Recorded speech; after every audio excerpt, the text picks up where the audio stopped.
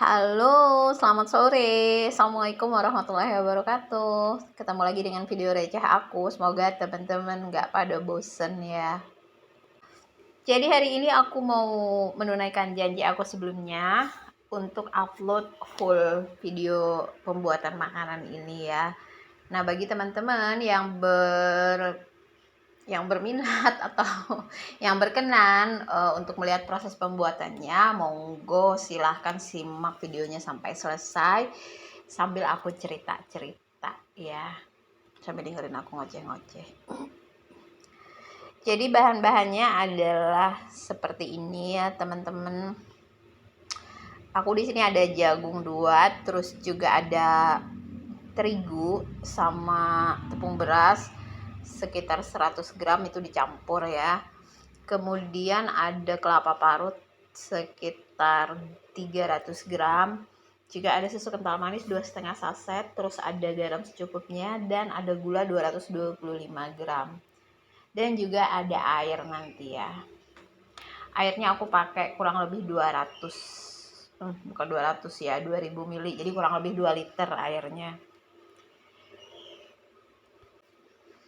Jadi zaman dulu itu ini tuh kayak apa ya, kayak masakan musiman gitu di kampung aku waktu aku masih kecil ya, 30-an tahun yang lalu lah ya. Jadi pada zaman itu kan kita tuh tidak bisa mendapatkan jagung setiap saat kayak zaman sekarang ya, selalu ada jagung di pasar gitu. Jadi pada zaman itu jagung itu ditanam itu berbarengan dengan orang menanam padi di ladang.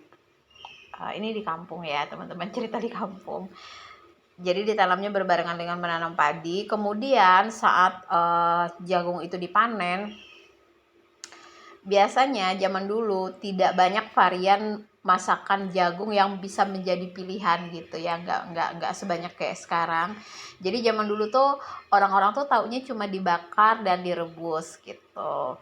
Nah terus direbus itu juga paling divariasikan, setelah direbus itu diiris-iris tipis gitu, dicampurin sama gula dan kelapa parut, itu paling seperti itu ya.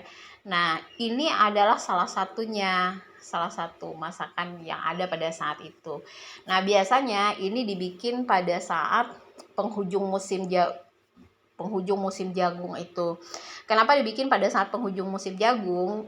Karena untuk membuat masakan ini dulu di kampungku namanya bubur jagung ya, tapi mungkin di sini banyak disebut puding jagung sekarang. Pada saat itu disebutnya bubur jagung karena untuk membuat bubur jagung diperlukan jagung yang sudah tua gitu, yang sudah ada patinya, yang sudah ada kandungan tepungnya seperti itu. Nah sementara kalau ini yang aku punya kan, ini kan kayak ditambah dengan tepung kan ya.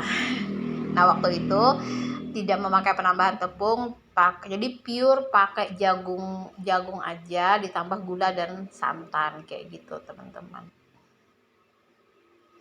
Nah biasanya masakan ini tuh selain dimasak untuk kita makan sendiri, terus juga kita bagi-bagi tetangga. Orang-orang tertentu, terutama mereka-mereka yang ladangnya luas dan panennya banyak, itu biasanya mereka memasak dalam jumlah yang banyak, terus dijadikan kayak sajian syukuran, kayak hajatan kayak gitu. Karena ini kan kayak zaman dulu itu ya, kayak lambang kemakmuran juga ya kalau misalnya orang dapat panen banyak kayak gitu. Jadi gitu teman-teman sejarahnya makanan ini bagi aku ya, bagiku, keluargaku dan kampungku. Jadi sampai sekarang tuh aku masih suka bikin ini, meskipun sekarang kalau kita tidak menanam sendiri, kita tidak bisa mendapatkan jagung yang sedikit lebih tua dari jagung yang ada di pasar. Jadi ya caranya diakalin dengan ditambahin tepung, bisa juga ditambahin maizena, atau kalau misalnya mau bener-bener kayak tekstur puding, kita bisa tambahin bubuk agar-agar gitu.